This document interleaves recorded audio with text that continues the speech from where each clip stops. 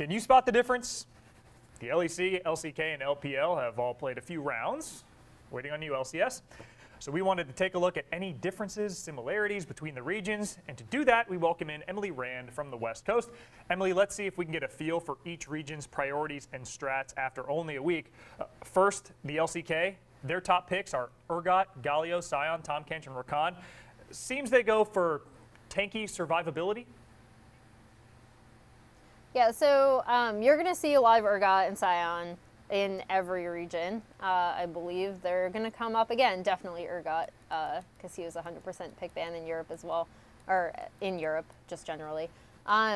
I think the big thing about LCK teams, and I've spoken to a few people about this when talking about LCK in general, is that a lot of the new rosters that are coming in, they really want to be aggressive with team fights, but they also want to make sure they can either fight them front to back with their tank line, which is where, again, you get Urgot, who still has a ton of damage, but is also tanky, and Sion, and also the Galio to come in and kind of swoop in. But then on top of that, you can stack in layered CC with the Rakan, or you can come in with a Tahm Kench and bring someone else to the party.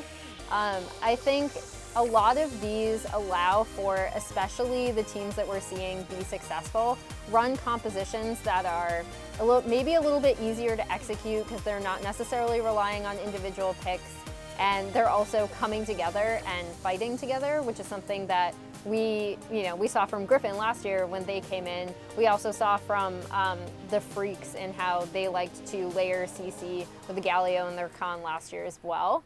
So I think these are just kind of continuations of some of the things that these LCK teams like to do. Emily, we'll look at the LEC, and for the first couple, you spoiled it a little bit. Sion, Urgot, but they're joined by Lissandra, Lucian, and Rakan. Like I said, some of the same, that's okay, but the talk to us is the Lissandra and Lucian picks. Yeah, so, I mean, Europe, whenever I think of Europe, I always think of it, and maybe it's because of the Lane Kingdom joke, but I always think of it as a region that is really focused on getting lane priority and just laning in general.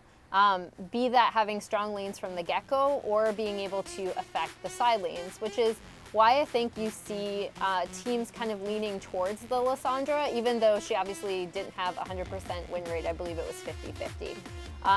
And it was always on red side that she was picked also, I believe. But I think the thing with Lissandra is that you can push up the wave and then you can also help affect side lanes, or you can come into a team fight and offer a lot of CC. You can just do a lot for your team with Lissandra, even if you're not in lane.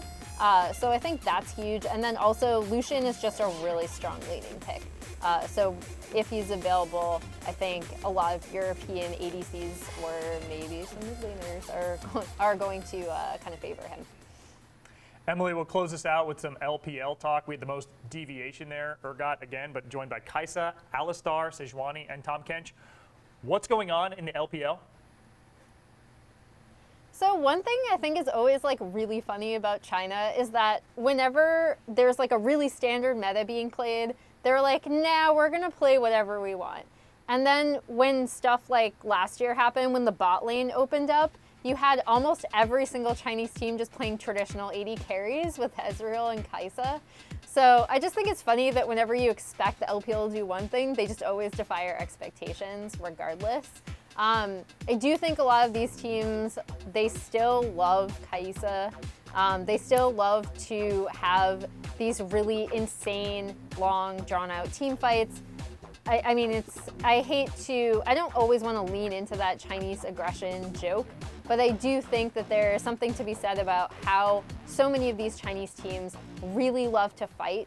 And I mean, we saw that that's why IG was so successful at Worlds, right? So some of their picks reflect that, where they definitely want to start fights with you. They want to be able to survive so that Kaisa can just be doing damage the entire time from the backline. Emily Rand, thanks again. And really quickly, the bans that are common across all regions would be Cassiopeia, Irelia, Aatrox, and Lucian. For more esports coverage, you can head on over to ESPN.com/esports.